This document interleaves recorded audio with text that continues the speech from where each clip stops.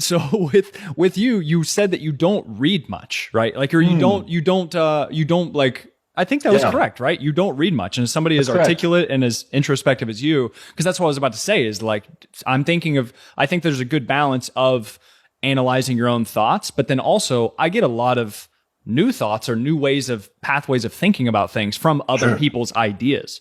So how do you do that? I do too. I mean, so you're right. I don't read that much. First of all, I'm a slow ass reader, and these are all excuses, but I'm going to make them. Yeah, but that's why I don't enjoy it. You know, it takes me so long to read a book in my eyes. I also think I have ADHD, and I really struggle with focus at times where I'm like, so I've just never become a really avid reader. I do enjoy reading. But I think I told you, like, I can read a 1-page like summary of a book. Like, give me the high level thoughts, and then let me take it from there and let me analyze them. And maybe I'll go to find a certain post of theirs or something like that. But I'm a big observational guy, man. That's where I get a lot of my learning from with other people. I like to surround myself with people that I look up to. I think that are interesting, that don't agree with me in a lot of things, that live differently than me.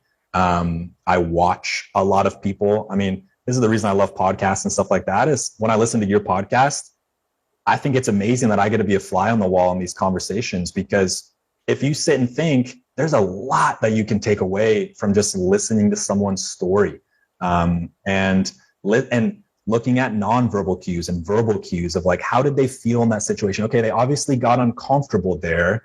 How did they show it? No. Okay. So then they had to overcome this discomfort there. And so then I'll think to myself, something I should probably work on is not showing when I'm uncomfortable. And how can I do that? And so my mind goes through these processes when I just watch other people live.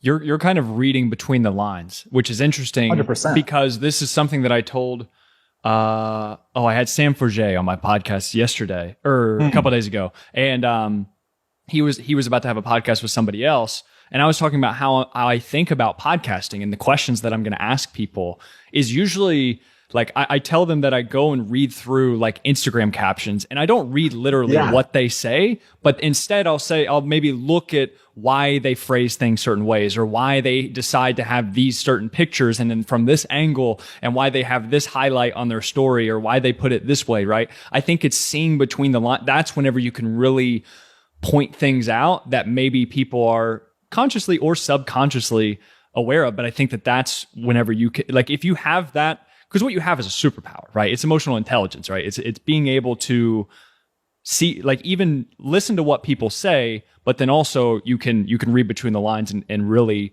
understand what they mean, as opposed to just the literal things they're saying, right? Right. 100%. And I mean, my hyper awareness just as a person helps with this as well, and makes this a favorable way to learn for me. And I mean, I do read, like I read words. It's just reading books it's never been something that's been a regular part of my life, but I certainly will read from smart people. What about movies? Movies, I hardly watch them. Okay. Right. I've watched like no movies, man. All right. I'm definitely the person to now horror movies. Yes, I'm obsessed. Why? Why? That's the worst type. Because they're fucked up, and I'm fucked up. Okay, all right. See, there's some reading between the lines right there into Alex's subconscious. I used to have on my dating profile, like, I could watch a horror movie like at night by myself during a weekday or whatever. But then I've learned that people thought that I was actually fucked up. And so I was like, oh, okay, too far. Well, I'll just say I love horror movies like a normal person and go from there. Not the best copywriting for Tinder. Absolutely not the best copywriting. No, for Tinder, maybe. Because actually that can sell there, though. For Hinge, though, no, absolutely not. We need to get into the different psychology of different dating apps.